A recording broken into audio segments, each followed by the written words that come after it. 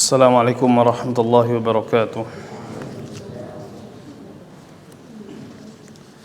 Alhamdulillahirabbil alamin. Wassalatu wassalamu ala Rasulillah wa ala alihi washabbihi wa man tabi'ahum bi ihsanin ila yaumiddin, amma ba'd.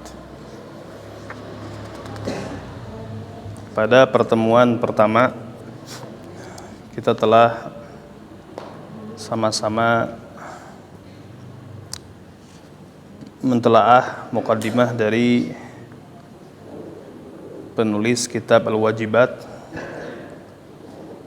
itu Fadilatul Syekh Abdullah bin Ibrahim Al-Qar'awi rahimahullahu ta'ala.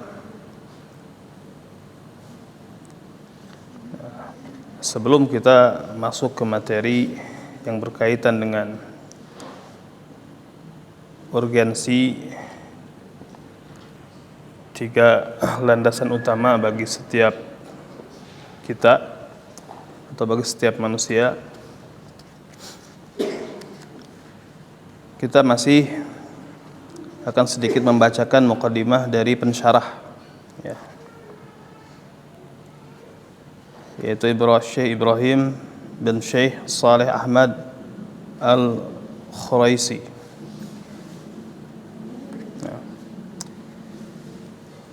Beliau berkata, Alhamdulillahirabbil alamin, wassallallahu wasallam wa baraka ala abdihi wa rasulihi nabiyyina Muhammadin wa ala alihi wa sahbihi ajma'in, amma ba'd. Setelah beliau mengucapkan hamdalah serta salawat dan taslim serta tabrik kepada hamba dan utusannya, yaitu Nabi kita Muhammad sallallahu alaihi wasallam dan keluarga serta para sahabatnya seluruhnya, beliau mengatakan, amma ba'du, fala yakhfa ana 'azamal ulum wa ashrafaha ilmu tauhid wa usuluddin. Maka tidak samar lagi bahwasanya ilmu yang paling agung dan paling mulia adalah ilmu tauhid dan ilmu tentang usuluddin, ilmu tentang dasar-dasar agama. Li'anna dzalika huwa alladzi khalaqallahu al-thaqalaini li ajlih. Dikarenakan hal itulah yang merupakan tujuan Allah menciptakan ats-tsaqalain, itu manusia dan jin. Dan Allah menurunkan kitab-kitab dan mengutus para rasul serta menciptakan surga dan neraka karena perkara tersebut. Faman ta'allama dzalika wa 'amila bih fahuwa taqi as-sa'id. Maka barang siapa yang mempelajari hal tersebut dan mengamalkannya, maka dia adalah orang yang bertakwa lagi bahagia. Wa man ahmalahu wa 'arada anhu fahuwa syaqi al-anid. Dan barang siapa yang melalaikannya dan berpaling darinya, maka dialah orang yang binasa lagi pembangkang. Wa qad imtanallahu alaina bida'wati Syekhul Islam wa alamil alam al-Imam al-Mujaddid Muhammad ibn Abdul Wahhab. Dan sungguh Allah telah memberikan karunia kepada kita dengan dakwah Syekhul Islam Alamil A'lam Al-Imam Al-Mujaddid Muhammad ibn Abdul Wahhab. Fa'anqadhana bisababihi min dhulumati syirk wal irtiyab ila nurit tauhid was shawab. Maka Allah menyelamatkan kita dengan sebabnya dari kegelapan-kegelapan syirik dan keraguan-raguan kepada cahaya tauhid dan kebenaran. Farahimahullah wa ajzala lahu al-ajra was thawab. Semoga Allah merahmatinya dan memberikan pahala dan ganjaran yang besar kepadanya. Wa adkhalahul jannah bighairi hisab wal azab, dan memasukkannya ke dalam surga tanpa hisab tanpa azab. Amin. Wa qad jama'a Syekh Al-Fadil Syekhuna Abdullah bin Ibrahim Al-Qar'awi fi hadzal ilm al-azim kitaban mukhtasaran mufida. Dan sungguh Syekh yang mulia, itu guru kami Abdullah bin Ibrahim Al-Qar'awi, telah menghimpun di dalam ilmu yang sangat besar ini, ilmu yang sangat agung ini, kitab yang ringkas yang berfaedah. Intaqahu min kalam Syekhul Islam Muhammad ibn Abdul Wahhab, yang beliau pilih dari ucapan Syekhul Islam Muhammad ibn Abdul Wahhab wa ahfadihi, dan cucu-cucunya rahimahumullahu taala. Walama kathura hifdzu tullab lahu wa dirasatuhu fi dakhilil mamlakah wa kharijiha, anna li an adha lahu syarhan latifan. Maka tatkala banyaknya para penuntut ilmu menghafalnya dan mempelajarinya, baik di dalam mamlakah atau di luar, maka tampak bagiku untuk memberikan penjelasan yang ringkas, ya, penjelasan yang sederhana, yu'inu biidznillah ta'ala ala fahmihi wa ma'rifati ba'di alfadhihi wa jumalihi, yang dengan izin Allah Ta'ala hal tersebut bisa menjadi pembantu untuk memahami dan mengetahui sebagian lafaz-lafaz dan jumlahnya. Khususan wa annahu lam yushrah syarhan mufrada, terlebih khusus bahwasanya kitab tersebut belum disyarah secara menyendiri. Walakin lama lam akun min ahli hadza sya'n, akan tetapi dikarenakan aku tidak merasa ahli dalam perkara tersebut, walastu haqiqan an alija fi hadzal midan, dan aku tidak layak untuk masuk ke dalam medan tersebut. Tawaqaftu muddatan an syurufil kitabah, maka saya berhenti dari memulai menulis. Hatta akhbartu syekhana al-muallif bima qasadtu, sehingga aku mengabarkan kepada guru kami, yaitu penulis, dengan apa yang saya maksud. Fahatsani alal bada'ah bidzalik, kemudian dia memotivasiku untuk memulai perkara tersebut. Wa syajja'ani jazahullahu khaira, dan memberikan motivasi kepadaku, semoga Allah memberikan kepadanya balasan yang baik. Fasta'antu billahil karim wa syara'tu fil maqsud bil jam'i min kalamillahi ta'ala, kemudian aku meminta pertolongan kepada Allah yang maha mulia, dan aku memulai melaksanakan maksud tersebut dengan mengumpulkan dari kalam Allah Ta'ala, dari Al-Quran, wa min sunnati rasulihi Muhammad sallallahu alaihi wasallam, dan dari sunnah rasulnya Muhammad sallallahu alaihi wasallam, wa min kutubi ahlil ilmi, dan dari kitab-kitab para ulama. Sammaituhu, yang aku beri judul At-Tanbihat Al-Mukhtasarah Syarh Al-Wajibat Al-Mutahattamat Al-Ma'rifah atau Al-Mu'arrifah ala kulli muslim wa muslimah, ya. As'alullah bi asma'il husna wa sifatil ulya an yaj'ala amali khalisan liwajhil karim. Saya memohon kepada Allah dengan menyebut nama-namanya yang indah dan sifat-sifatnya yang agung, yang tinggi. Semoga Allah menjadikan amalku ini amal yang ikhlas, mengharap wajahnya yang mulia. Wa an yu'inani wa yusaddidani wa taqabbal minni, dan menolongku serta meluruskanku serta menerimanya dariku. Wa as'aluhu an yanfa'ani bima katabtuhu, dan aku memohon kepadanya supaya Allah memberikan manfaat kepadaku dengan apa yang aku tulis. Wa jami man qara'ah, dan seluruh yang membacanya, au sami'ah atau mendengarnya, minal muslimin wal muslimat, dari kalangan kaum muslimin dan muslimat. Innahu ta'ala waliyu dzalik al-qadir alaih, sesungguhnya Allah wali atas hal tersebut dan maha kuasa atas perkara tersebut. Wa huwa hasbuna wa ni'mal wakil. Wala haula wala quwata illa billah al-aliyil azim. Wa sallallahu wasallam ala nabiyina Muhammad wa ala alihi wa sahbihi ajma'in. Nah, ini muqaddimah dari pensyarah. Nah, kemudian tanbih di sini peringatan, la yakhfa 'alal aqil anal kamalillahi ta'ala wa li kitabil aziz. Maka tidak samar lagi bagi orang yang berakal bahwasanya kesempurnaan milik Allah Ta'ala dan bagi kitabnya yang agung, serta al-ismah, penjagaan atau maksum bagi orang yang memang dijaga oleh Allah Ta'ala di antara para rasul alaihi wassalatu wassalam. Adapun seluruh manusia fayukhti'una wa yusibun, mereka bisa keliru dan bisa benar. Walaisu bima'sumin, dan mereka tidak maksum. Wa khairul khatta'in at-tawwabun, dan sebaik-baik yang berbuat kesalahan adalah orang-orang yang bertobat.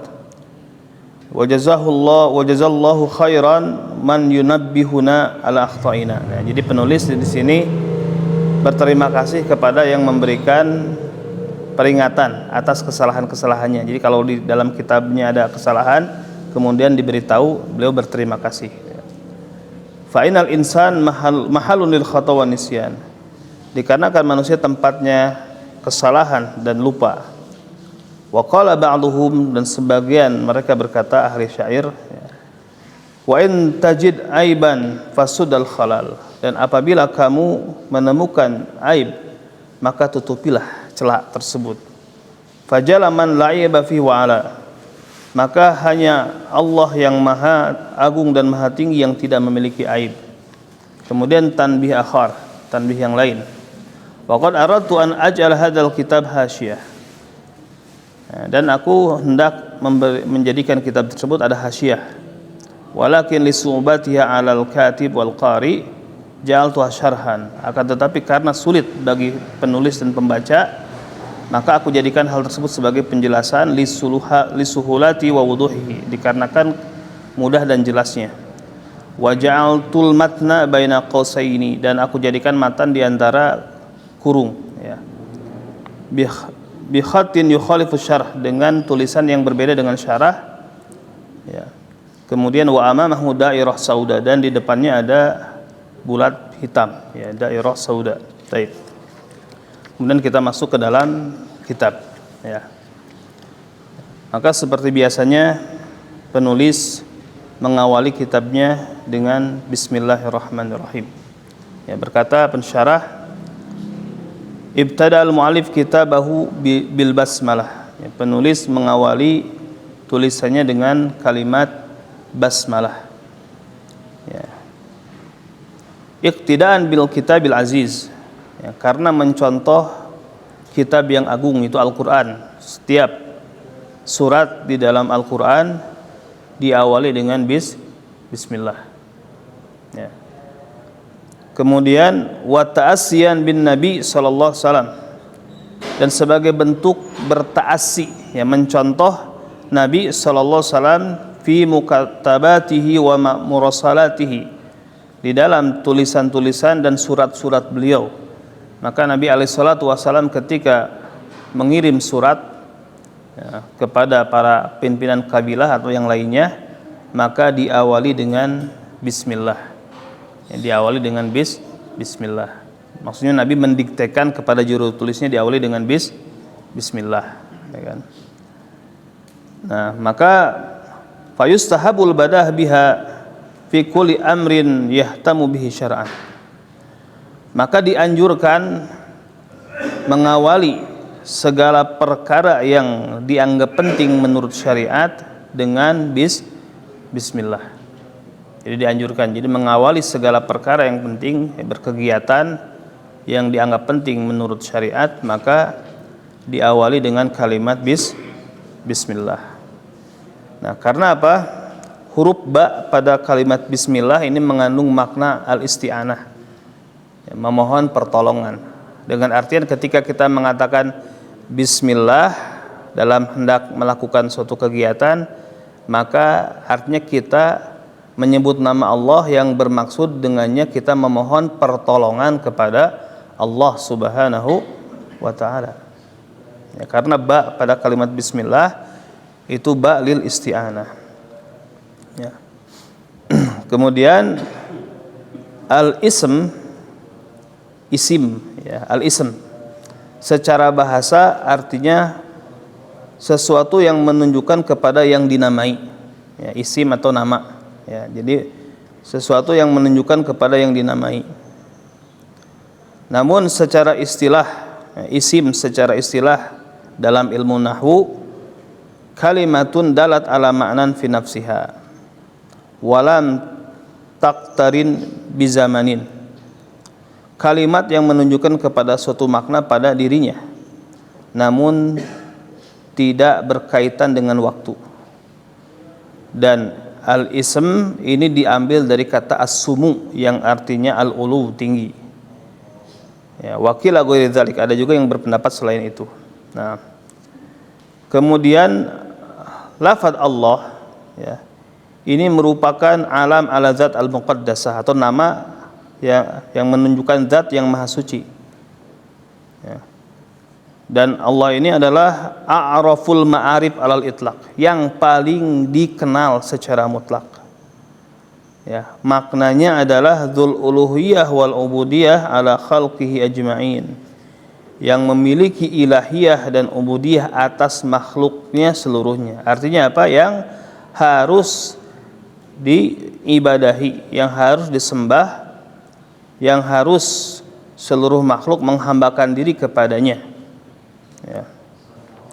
Kemudian Ar-Rahman, makna Ar-Rahman rahmah amah li jamil makhluqat. Allah memiliki rahmat yang sifatnya umum untuk seluruh makhluk. Nah, kemudian Ar-Rahim, Allah memiliki sifat rahmah, kasih sayang sifatnya khusus hanya untuk orang-orang beriman di surga atau di akhirat. Nah, maka di dunia seluruh makhluk mendapatkan rahmat Allah. Seluruh makhluk di dunia mereka mendapatkan rahmat Allah. Oleh karena itu Allah memberikan kepada mereka rezeki, ya, kesempatan hidup, memberikan berbagai hal. Ya, jadi tidak ada karunia dan kenikmatan yang dirasakan oleh makhluk-makhluknya, melainkan itu adalah merupakan efek dari rahmat Allah Subhanahu wa ta'ala. Adapun di akhirat, maka rahmat Allah hanya berlaku bagi orang-orang beriman. Sedangkan selain orang-orang beriman, mereka akan mendapatkan keadilan dari Allah Subhanahu wa ta'ala. Ya, Allah mengazab, ya, orang-orang yang tidak beriman karena keadilannya, dan memasukkan surga orang-orang beriman itu karena rahmat dan kasih sayangnya. Nah, maka Ar-Rahman Ar-Rahim ini merupakan dua nama Allah yang mulia, ya, termasuk ke dalam Al-Asmaul Husna, ya, di mana kedua nama tersebut menunjukkan bahwasanya Allah memiliki sifat rahmah, kasih sayang yang sesuai dengan kemuliaan dan keagungannya. Nah, maka memulai suatu kegiatan dengan bismillah tujuannya untuk tabaruk, untuk mencari keberkahan, ya. Jadi mengawali suatu kegiatan dengan bismillah tujuannya untuk mencari keberkahan.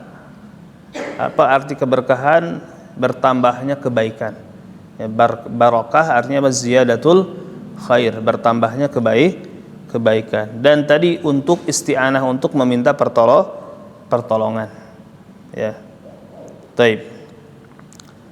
Nah, kemudian penulis rahimahullahu ta'ala hanya mencukupkan pembukaan dengan bismillah, karena ini merupakan pujian dan zikir yang paling mengena, ya. Taib. Kemudian berkata Al-Hafidh di dalam awal kitab Fathul Bari, wa qad istaqarra amalul a'immah al-musannifin ala iftitahi kutubil ilmi bil basmalah. Jadi para imam yang mereka memiliki karya tulis, ya, telah tetap bahwasanya mereka mengawali tulisan-tulisannya, ya, dengan mengawali dengan basmalah. Jadi mengawali tulisannya dengan basmalah. Wa kadza mu'dhamu rasail, demikian juga mayoritas dari rasail, risalah-risalah itu diawali dengan bismillah. Nah, kemudian kita masuk ke 3 perkara penting yang wajib bagi setiap muslim dan muslimah untuk mempelajarinya. Al-usulul salasah allati yajibu ala kulli muslim wa muslimah ta'allumuha. Jadi 3 perkara penting atau 3 landasan utama yang wajib dipelajari bagi setiap muslim dan muslimah. Nah, al-usul, kalimat al-usul ini bentuk jamak dari aslun, jamaknya usul. Nah, secara bahasa artinya asfalu syai' wa asasuhu, yang mendasari sesuatu dan melandasinya. Jadi usul ini adalah, atau asal ini yang mendasari sesuatu dan menjadi asasnya. Nah, secara istilah ma yubna alaihi ghairuhu, sesuatu yang selainnya dibangun di atasnya. Contohnya apa? Bangunan memiliki pondasi. Pondasi itu asal. Nah, bangunan dibangun di atas pondasi. Pohon tegak di atas akar, yang menjadi asalnya itu akar. Nah, pondasinya. Taib. Nah, kemudian wa hadhil usul ats-tsalatsah hiya usuluddin allati yarji'u din kulluhu ilaiha. Maka 3 landasan utama ini merupakan pondasi-pondasi agama, yang ajaran agama ini seluruhnya kembali kepada 3 landasan utama tadi. Ya. Wa yatafarra'u minha, dan ajaran-ajaran agama itu berkembang dari 3 landasan utama tadi. Cabang dari 3 landasan utama tadi. Nah, kemudian penetapan 3 landasan utama ini bukan hanya sekedar pandangan Al-Imam Al-Mujaddid rahimahullah tanpa ada landasan dalil, bukan. Jadi bukan hasil pemikiran yang kosong dari dalil, tidak. Bahkan ini diambil dari kalam Allah Ta'ala dan kalam Rasulnya Sallallahu Alaihi Wasallam. Jadi dari mana sih ada istilah 3 landasan utama ini? Ini bukan hanya sekedar mengarang. Jadi bukan hanya sekedar karangan. Akan tetapi itu diambil dari kalam Allah, dari Al-Quran, dan kalamnya Rasul Sallallahu Alaihi Wasallam. Nah, sebagaimana ada ketetapannya di dalam kitab Sahihain, di dalam kitab Sahihain yaitu Bukhari dan Muslim dan selain keduanya, dari riwayat Al-Bara' bin Azib dan selainnya dari kalangan para sahabat radhiyallahu anhum, yaitu apa? Berupa pertanyaan mayit di kuburnya. Diambil dari hadis tentang pertanyaan malaikat kepada mayit di alam kubur. Tentang 3 landasan utama tersebut. Man rabbuka, siapa Tuhanmu, wa madinuka, apa agamamu, wa man nabiyuka, siapa nabimu. Maka seseorang apabila diletakkan di kuburnya, kemudian yang menghantar jenazah telah pulang ke rumahnya masing-masing, maka datanglah 2 malaikat kepadanya. Kemudian kedua malaikat tersebut akan mendudukannya, kemudian bertanya kepada si mayit tersebut. Nah, maka di antara yang ditanyakan dalam satu riwayat adalah Rasulullah Sallallahu Alaihi Wasallam, yaitu tentang Nabi, tentang Nabi. 3 hal tadi: man rabbuk, wa madinuk, wa man nabiyuk. Nah, fa'amal mu'min, adapun orang yang beriman, fayuthabbituhu Allahu biqauli tsabit, maka Allah memberikan kepadanya keteguhan dengan ucapan yang teguh, ucapan yang kokoh.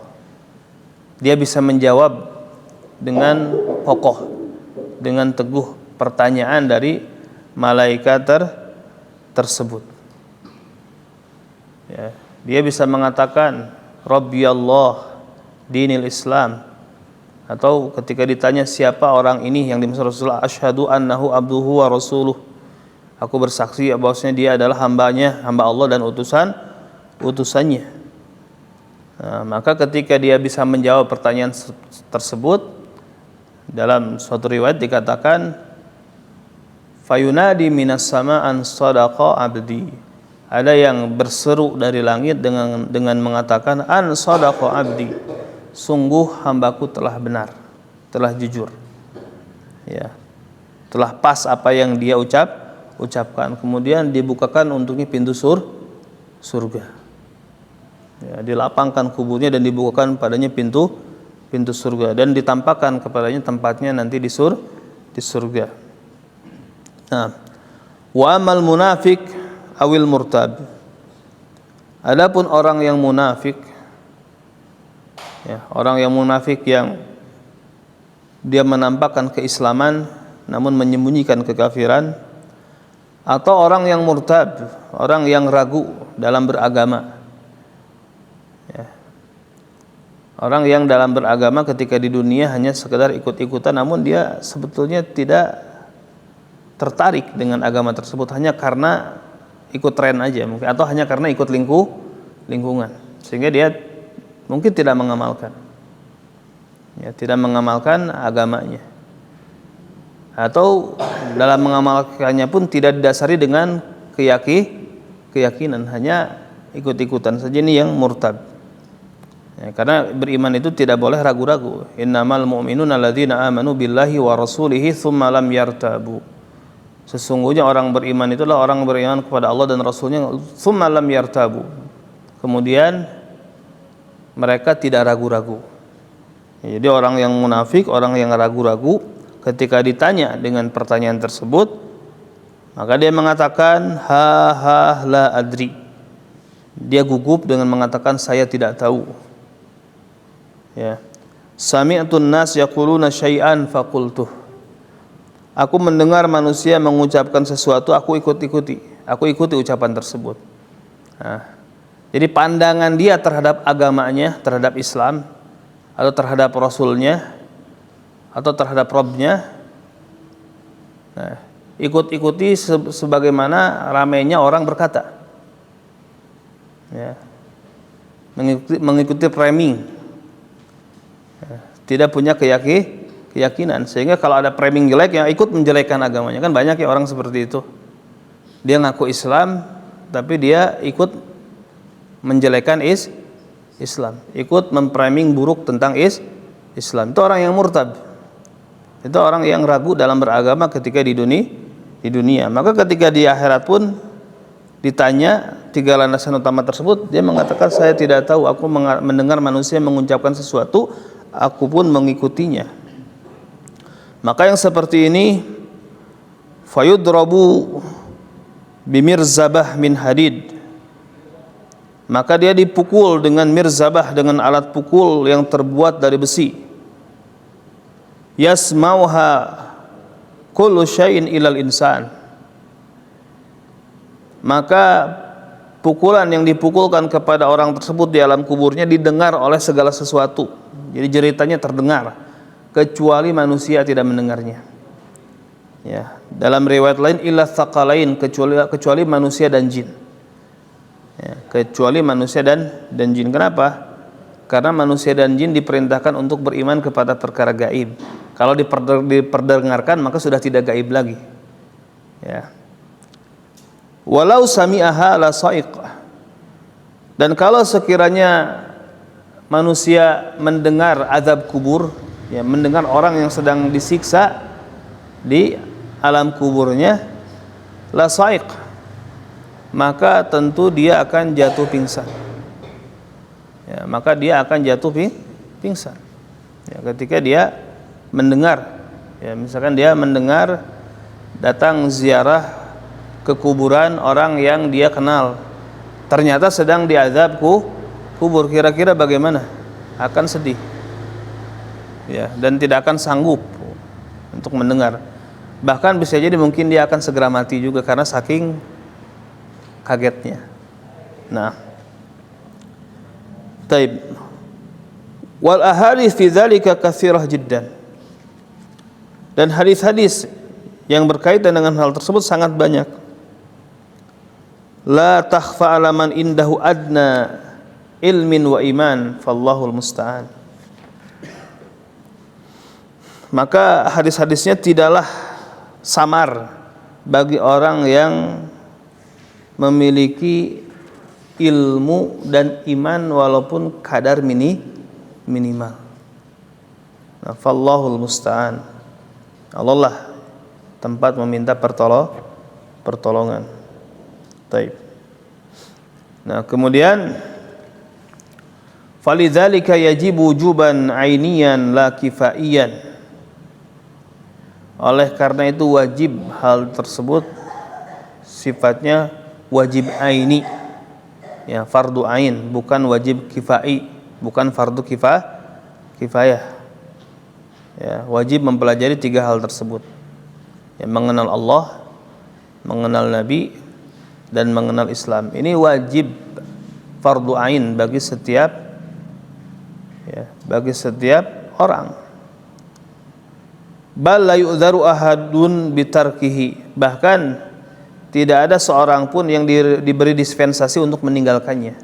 Diberi uzur, diberi dispensasi untuk meninggalkannya. Ya.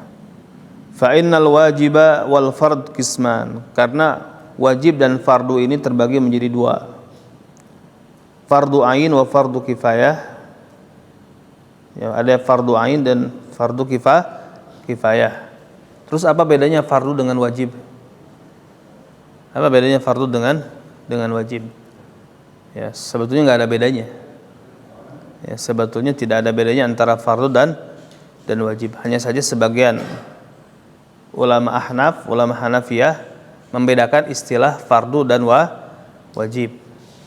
Jadi kalau fardu itu yang ditetapkan berdasarkan dalil qat'i, kalau wajib ditetapkan berdasarkan dalil dhanni. Nah, ini pembahasan usul fiqh sebetulnya, ya. Ya. Taib. Nah, kemudian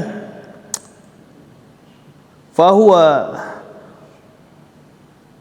wa ma dzakarahu rahimahullah fahuwa fardu ain ala kulli mukallaf. Jadi apa yang disebutkan oleh Syekh rahimahullah ini merupakan perkara yang sifatnya fardu ain bagi setiap mukallaf.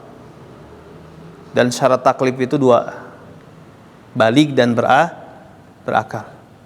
Ya, syarat taklif itu 2. Ya, syarat orang terbebani, terkena perintah dan larangan itu 2. Pertama baligh, kedua berakal. Nah, maka kalau hilang salah satu syarat, maka dia tidak jadi mukallaf. Misalkan dia baligh, udah dewasa, tapi nggak berakal, ya, tapi dia nggak berakal, atau dia berakal tapi belum usia baligh, ya, maka itu belum mukallaf, ya, belum mukallaf. Nah, taib. La yu'dzaru ahadun bil jahli bihi. Ya, bahkan tidak ada seorang pun yang diberi dispensasi untuk bodoh dengan perkara tersebut. Jadi tidak boleh bodoh dengan perkara tersebut. Ya, jadi tidak diberi uzur kejahilannya. Taib. Nah, wa indal usuliyin, dan makna fardu atau wajib menurut ulama usul, ya, ma yusabu ala fi'lihi wa yu'aqabu ala tarkihi, sesuatu yang dikerjakan mendapatkan pahala dan ditinggalkan mendapat dosa. Ya, definisi ini sebetulnya mendefinisikan dengan konsekuensinya. Jadi konsekuensi wajib itu kalau dikerjakan mendapat pahala, ya, ditinggalkan berdosa. Nah, kalau Syekh Muhammad bin Shalih Al-Utsaimin memberikan definisi wajib itu adalah sesuatu yang diperintahkan oleh pemilik syariat, yaitu oleh Allah Subhanahu wa taala ala sabilil ilzam, yang bersifat harus, harus, sehingga konsekuensinya kalau dilaksanakan mendapat pahala, kalau ditinggalkan dia berdosa. Nah, taib. Nah, kemudian dan yang dimaksud dengan istilah muslim dan muslimah, ay minal mukallafin, dari kalangan para mukallaf tadi, hurran kana abdan, baik dia orang merdeka atau dia statusnya sebagai hamba sahaya. Walaupun sekarang wujud hamba sahaya itu nggak ada sekarang. Ya, wujud di masa ini wujud hamba sahaya tidak ada. Orang sekarang rata-rata mereka itu merdeka, statusnya merdeka. Nah, karena nanti ada hukum yang khusus yang berkaitan dengan hamba sahaya. Ya. Nah, li'anna man tarakal usul haramal usul, wa man taraka dalil dhalla sabil. Ya, dikarenakan orang yang meninggalkan dasar, ya, orang yang meninggalkan ilmu dasar, maka dia tidak akan sampai ke tujuan. Ya, tidak akan sampai ke tujuan. Sehingga apa? Dan barang siapa yang meninggalkan dalil, maka dia akan tersesat di jalan. Ya. Fayajib ala kulli mukallaf ta'allumuha, maka wajib bagi setiap mukallaf untuk mempelajarinya. Ai hadhil usul as-salasah, yaitu 3 landasan utama tersebut. Ya, wajib dipelajari, wa ma'rifatuha, wajib mengetahuinya, wa i'tiqaduha, wajib meyakininya, wal amal bima dalat alaihi zahiran wa batinan, dan mengamalkan apa yang ditunjukkan olehnya secara lahir maupun batin. Ya. Taib. Nah, kemudian di sini pensyarah mulai menjelaskan definisi ilmu. Ya, menjelaskan definisi ilmu, apa itu ilmu. Ya. Kata beliau, ma'rifatul huda bidalilihi. Jadi definisi ilmu adalah mengetahui petunjuk berdasarkan dalilnya, ya, beserta dalilnya. Wa idza atlaqal ilm fal murad bihi al ilmu syar'i alladzi tufidu ma'rifatuhu ma yajibu 'alal mukallaf min amri dinihi. Ya. Maka apabila istilah ilmu itu dimutlakkan, maka yang dimaksud ilmu syar'i, ya, yang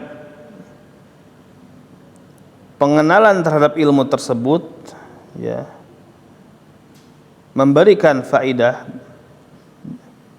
dia, ya, mengerti apa yang wajib bagi mukallaf dari urusan agamanya.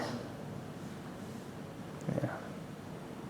Jadi ayat-ayat Al-Quran atau hadis-hadis Nabi yang di sana terdapat motivasi untuk belajar, untuk menuntut ilmu, maka secara asal yang dimaksud adalah ilmu syar'i. Ilmu bagaimana kita berkeyakinan terhadap Allah, terhadap Rasul, terhadap ajaran Islam, dan ilmu bagaimana kita beramal. Ya, bagaimana kita beramal, bagaimana kita melaksanakan toharoh, bagaimana kita melaksanakan sholat, bagaimana kita melakukan mandi wajib, ya, dan hal-hal yang berkaitan dengan perkara-perkara agama ini. Nah, taib. Kemudian qala al-Imam Al-Mujaddid rahimahullahu taala, berkata al-Imam Al-Mujaddid rahimahullahu taala, i'lam anna talabal ilmi fariidah wa annahu shifa lil qulubil maridah. Ketahuilah bahwasanya menuntut ilmu agama ini fariidah, ya, kewajiban. Dan yang dimaksud adalah ilmu yang bersifat fardu ain tadi. Ilmu yang bersifat fardu ain tadi. Ya. Dan bahwasanya ilmu menjadi obat bagi hati-hati yang sakit. Ya. Karena apa? Kejahilan adalah penyakit. Kejahilan adalah penyakit. Ya, sebagaimana kisah dalam hadis di mana ada seorang sahabat, dia kepalanya terluka. Ya. Terluka, tertimpa batu atau yang semisal. Ya. Kemudian di malam tersebut, sahabat yang terluka kepalanya tersebut mimpi basah, ihtilam, ya, mimpi basah. Kemudian dia bertanya kepada dua orang sahabatnya, kalian berdua mengetahui nggak ada rukhsah nggak buat saya nih untuk tidak mandi, ya, untuk tayamum. Nah, kemudian kedua sahabat ini berfatwa tanpa ilmu, ya, berfatwa tanpa ilmu, ya, dan mengatakan ma najidu laka rukhsah wa anta taqdiru alal ma. Saya tidak mendapati rukhsah bagimu, kamu kan mampu menggunakan air. Ini luka gitu kan. Ini luka. Dan nampaknya lukanya cukup parah dan cuaca sangat dingin. Akhirnya apa? Orang ini yang terluka tersebut fagtasala, dia memaksakan diri untuk mandi famat, kemudian dia mati. Ya, kemudian dia mati. Kemudian kejadian tersebut dilaporkan kepada Rasulullah sallallahu alaihi wasallam. Maka mendengar kabar tersebut, Rasulullah SAW ya, langsung ya, mencela kejadian tersebut.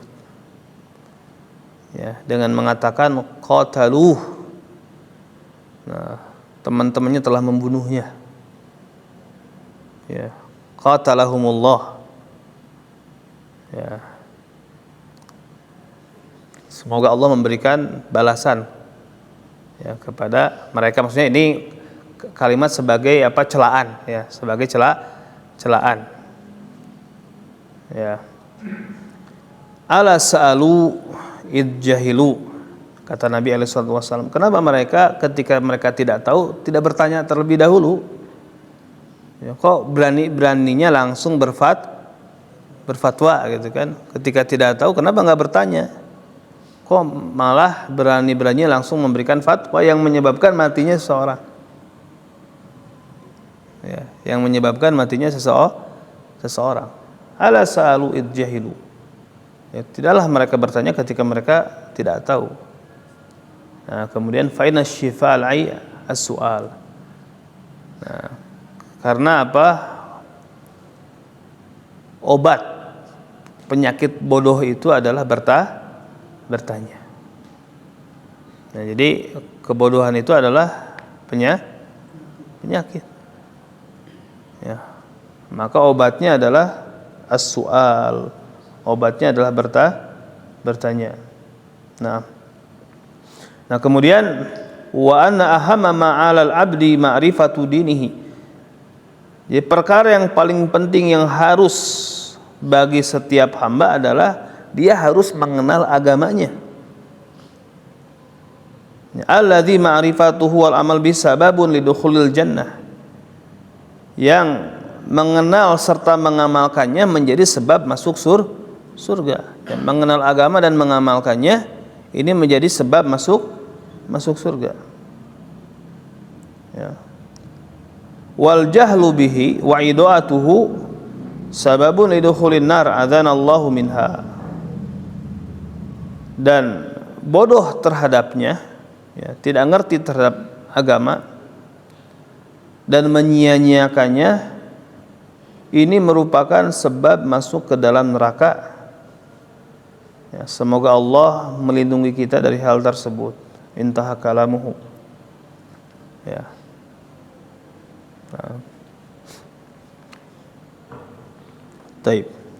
Ya, buktinya tadi, ya, dalam hadis pertanyaan di alam kubur, orang kafir, orang munafik, orang yang murtad, ketika ditanya dia mengatakan la adri, saya tidak tahu.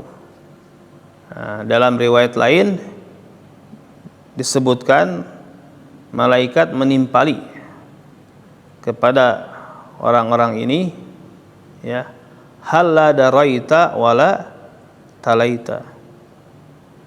Ya, dia mengatakan saya tidak tahu.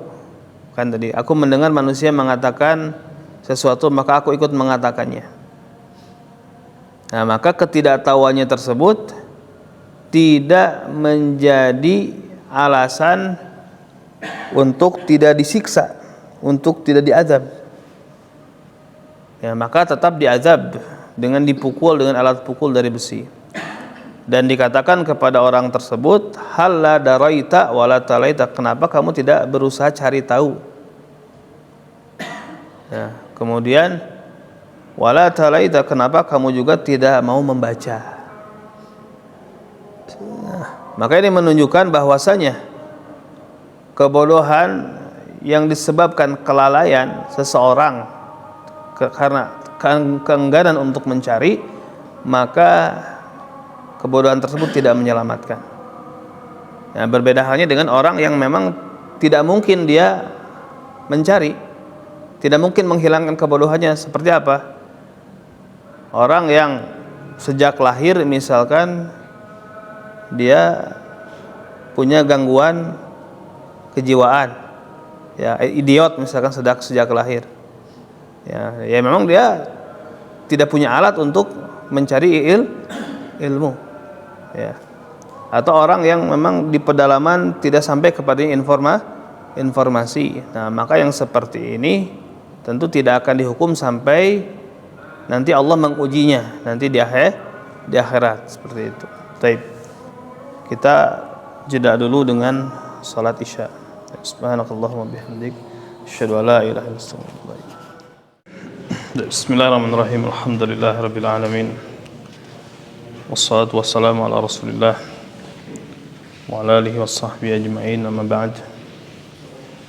Berkata penulis,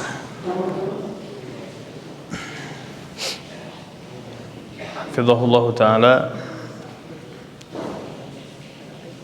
setelah tadi menyampaikan kalam dari Al-Imam Al-Mujaddid rahimahullah bahwasanya menuntut ilmu itu adalah wajib, dan bahwasanya ilmu merupakan obat bagi hati-hati yang sakit, dan bahwasanya yang paling wajib, paling penting bagi setiap hamba adalah mengetahui agamanya, yang dengan mengenalnya dan mengamalkannya ini merupakan sebab masuk ke dalam surga. Adapun jahil dengannya dan menyia-nyiakannya, ini merupakan sebab masuk ke dalam neraka, dan semoga Allah melindungi kita daripadanya. Nah, kemudian beliau melanjutkan, faman ta'alama hadhil usul wa amila biha zahiran wa batinan fahuwa hariyun an yuthabbitahu Allahu bil qawli thabit fil hayati dunya wa fil akhirah. Maka barang siapa yang mempelajari pondasi-pondasi atau dasar-dasar agama ini dan mengamalkannya secara lahir dan batin, maka dia adalah orang yang sangat layak diberikan keteguhan oleh Allah Subhanahu wa taala, atau diteguhkan oleh Allah Subhanahu wa taala dengan perkataan yang teguh di dalam kehidupan dunia dan akhirat. Ya, dia akan diistiqomahkan di dunia, ya, dan dia pun akan dijadikan bisa menjawab di alam kubur, sehingga menjadi orang yang selamat. Wa man tahawana biha wa tasahala wa lam yarfa biha ra'san fala yulamanna illa nafsah. Dan barang siapa yang menyepelekannya dan menggampangkannya, walam yarfa biha ra'san, artinya apa? Tidak mengangkat kepalanya sama sekali untuk perkara tersebut. Artinya dia tidak memiliki perhatian sama sekali untuk perkara tersebut. Fala yalumanna illa nafsah, maka dia jangan mencela diri kecuali dirinya sendiri. Maksudnya ketika dia mendapatkan akibat dari hal tersebut, ya, dimasukkan ke dalam neraka dan tidak bisa menjawab pertanyaan di alam kubur, ya, maka jangan dia menyalahkan kecuali dirinya sendiri, ya.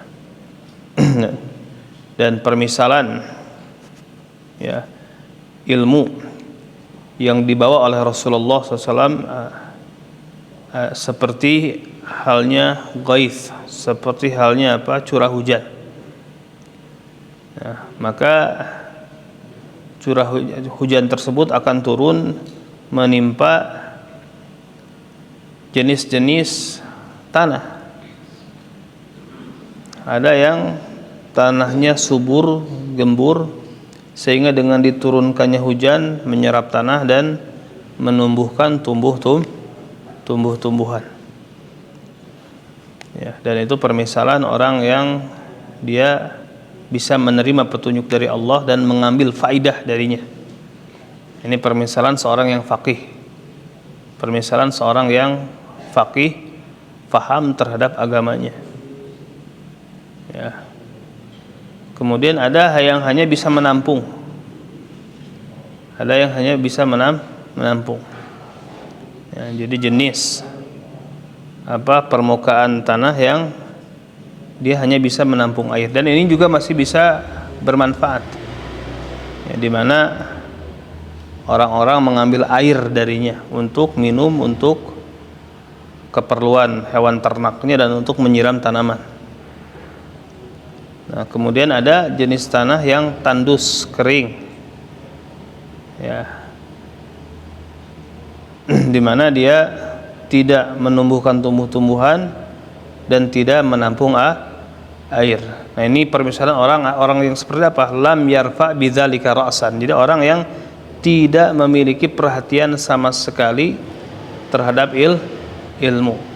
Orang yang seperti ini walam yaqbal hudallah, tidak menerima petunjuk dari Allah Subhanahu wa taala.